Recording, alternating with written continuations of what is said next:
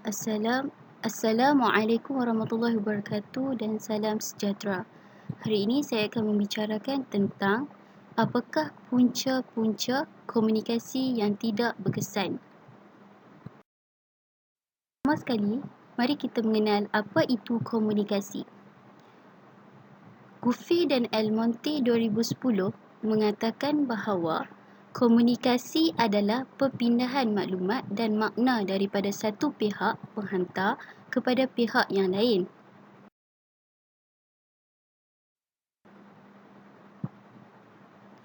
Haber dan Weaver 2001 mendefinisikan komunikasi sebagai proses membentuk dan berkongsi makna, perasaan dan idea dalam ucapan, interaksi kumpulan bertulis atau ucapan awam. Proses komunikasi biasanya melibatkan individu dan interaksi mereka dengan unsur-unsur konteks, mesej, saluran, bunyi bising gangguan dan maklum balas yang digunakan pakai. Jadi secara ringkasnya, komunikasi ini adalah cara seseorang menyampaikan maklumat kepada orang lain. Tidak kiralah sama ada komunikasi yang melibatkan face to face ataupun yang melibatkan penggunaan media sosial seperti penggunaan Facebook, Twitter, Instagram dan sebagainya.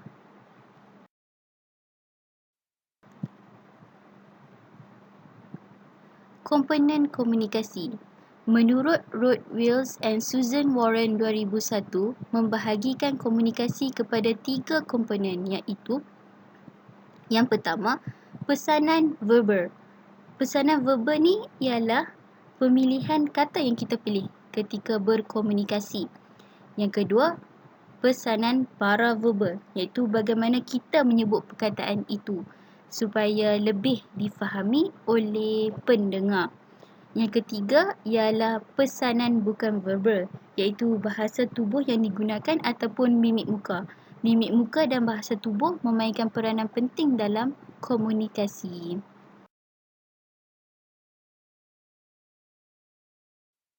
Selain tiga komponen tersebut, terdapat juga 4 elemen penting dalam komunikasi. Yang pertama, penyampai maklumat, sender. Yang kedua, penerima maklumat, receiver. Yang ketiga, maklumat atau idea message. Yang keempat, tindak balas feedback. Penyampai maklumat sender ialah pihak yang menyampaikan maklumat dan idea kepada orang lain. Sebagai contoh, di dalam kelas, seorang guru memberi pengajaran atau mengajar sesuatu topik kepada murid. Jadi guru di situ bertindak sebagai penyampai maklumat sender. Yang seterusnya penerima maklumat receiver, pihak yang menerima maklumat dan idea daripada orang lain. Situasi yang sama, guru mengajar di dalam kelas. Jadi guru bertindak sebagai maklumat sender dan para pelajar bertindak sebagai penerima maklumat receiver, menerima maklumat apa yang disampaikan oleh guru. Maklumat atau idea message iaitu isi atau maksud yang akan disampaikan oleh satu pihak kepada pihak yang lain. Yang ini bermaksud sesuatu topik yang diajar oleh cikgu di dalam kelas itulah maklumat atau idea yang akan diambil ataupun difahami oleh para pendengar. Yang seterusnya adalah tindak balas, feedback, tanggapan dari penerimaan maklumat yang disampaikan, sama ada diterima ataupun tidak. Di situ kita akan dapat lihat kefahaman pendengar terhadap isi ataupun perkara yang disampaikan oleh penyampai. Ke fokus utama iaitu punca-punca komunikasi yang tidak berkesan. Saya dapat mengenal pasti 6 punca-punca komunikasi yang tidak berkesan. Yang pertama, bahasa.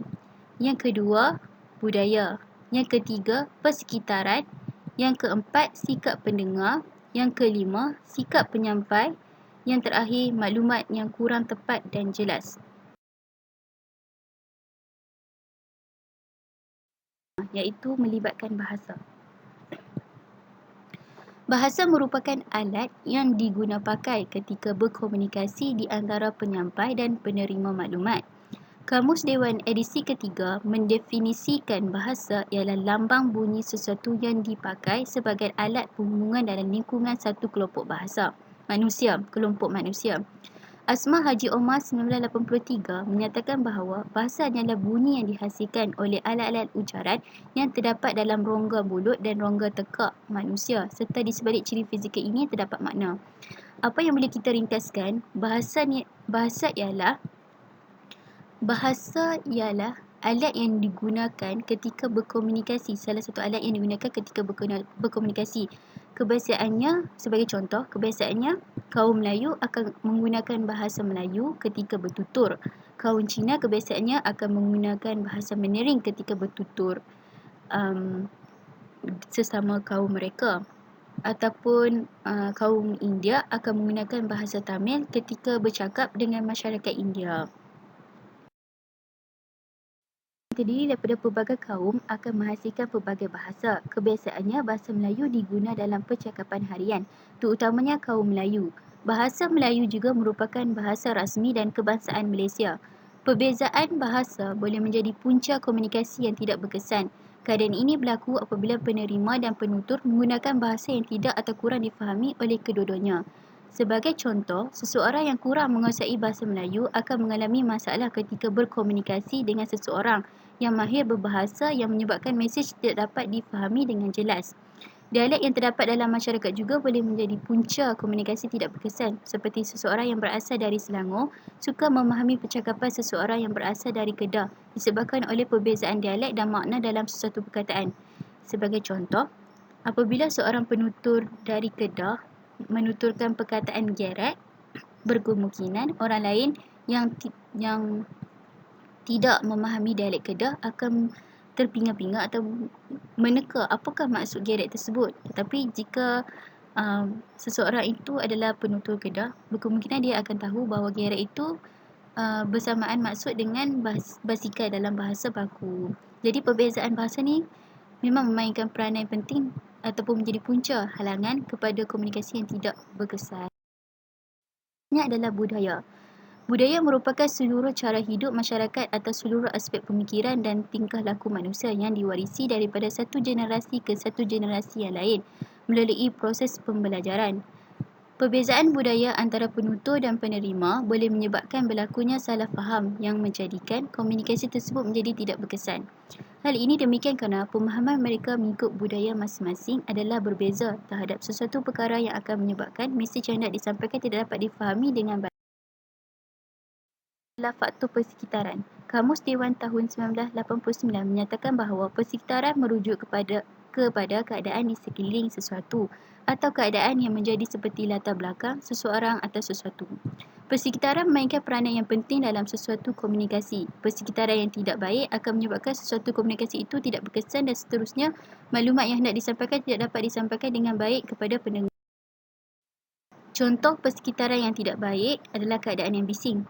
Kenapa keadaan yang bising menyebabkan berlakunya komunikasi yang tidak berkesan?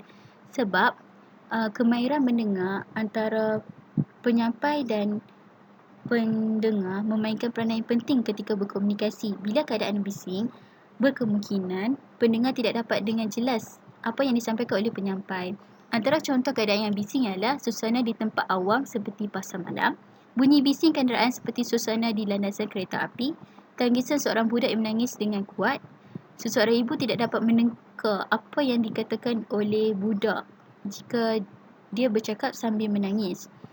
Yang seterusnya, peruntukan masa yang sedikit juga boleh membawa kepada komunikasi yang tidak berkesan kerana apabila masa yang diperuntukkan sikit, berkemungkinan para penyampai dalam keadaan yang tergesa-gesa dan menyebabkan isi utama yang hendak disampaikan tidak dapat disampaikan dengan keadaan yang jelas. Justru komunikasi yang berlangsung tidak akan berkesan. Sikap pendengar. Gairdner 1974 mengatakan bahawa sikap merupakan suatu keadaan dalaman yang mempengaruhi pilihan tindakan individu terhadap beberapa objek, peribadi dan peristiwa. Justru itu, sikap pendengar memainkan peranan yang penting dalam menjadikan suatu komunikasi itu berjalan dengan lancar dan berkesan. Antara contoh sikap pendengar yang boleh menyebabkan komunikasi tidak berkesan ialah tidak menunjukkan minat terhadap apa yang hendak disampaikan oleh penyampai, menghakimi penyampai hanya dengan melihat luaran saja seperti penampilan dan cara penyampaian, tidak mendengar dengan baik perkara yang disampaikan oleh penyampai, malah melakukan kerja lain ketika komunikasi ini berlaku. Sikap-sikap pendengar ni yang disebutkan ketiga-tiga tadi menyebabkan komunikasi tidak berkesan kerana mereka tidak mendengar dengan baik apa yang disampaikan oleh penyampai. Sikap penyampai. Kekuatan nada dan suara yang tidak bersesuaian dan kurang jelas juga menyebabkan maklumat yang hendak disampaikan tidak dapat didengari ataupun difahami dengan jelas oleh pendengar. Bahasa yang digunakan susah difahami dan tidak mengikut target audiens. Berkemungkinan sikap penyampai menggunakan bahasa yang susah difahami ataupun laras bahasa yang tinggi tanpa melihat target audiennya. Jadi, pengkongsian maklumat antara kedua-dua hubungan komunikasi itu tidak dapat berlangsung. Kelancaran, gagap dan jeda yang lama seperti dan boleh menyebabkan komunikasi itu tidak berkesan. Kerana kelancaran memainkan peranan yang penting supaya maklumat itu dapat terus sampai ke pendengar. Gaya bahasa, gerak badan yang negatif dan tidak melihat mata penerima atau audiens juga boleh menyebabkan maklumat yang disampaikan mudah disalah faham. Berkemungkinan pendengar beranggapan bahawa penyampai berada dalam keadaan yang tidak bersedia ataupun bersungguh-sungguh dalam menyampaikan sesuatu maklumat. Tiada rasa empati dan kesopanan. Sikap penyampai yang menggunakan kata-kata yang kesat dan juga tiada adab menyebabkan komunikasi tersebut tidak berlangsung dengan berkesan, maklum boleh mencetuskan pergaduhan. Seterusnya, maklumat yang kurang tepat dan jelas. Salah satu elemen penting dalam komunikasi ialah mesej atau maklumat yang hendak disampaikan. Maklumat yang kurang tepat dan jelas juga boleh mencetuskan salah faham yang mengakibatkan komunikasi tersebut tidak berkesan. Maklumat yang kurang tepat dan jelas ini disebabkan oleh persediaan penyampai yang kurang dalam menyampaikan suatu mesej. Pemilihan kata yang salah dan tidak bersesuaian dengan konteks juga menyebabkan maklumat diinterpretasi salah oleh pendengar. Secara kesimpulannya, komunikasi memainkan peranan yang penting kepada manusia kerana melaluinya manusia dapat memahami atau mendapatkan sesuatu maklumat. Tambahan pula, komunikasi merupakan alat untuk seseorang itu berinteraksi antara satu sama lain. Komunikasi yang tidak berkesan akan mencetuskan salah faham yang boleh mendatangkan pelbagai masalah di kemudian hari, seperti mencetuskan pergaduhan, dendam dan kesalahan dalam memberi arahan. Justru itu, punca-punca komunikasi yang tidak berkesan ini perlu dielakkan oleh kedua-dua pihak, tidak kira penyampai atau pendengar. Kemahiran berkomunikasi ini amat penting kerana tidak semua mampu menguasainya dengan baik walaupun setiap hari kita berinteraksi dengan orang lain. Oleh itu, kemahiran ini perlu dimiliki oleh guru terutamanya dalam menyampaikan pembelajaran dalam bilik darjah agar murid-murid dapat menerima maklumat yang disampaikan dan berasa selesa mengikut pengajaran dan pembelajaran di dalam kelas. Dan terima kasih.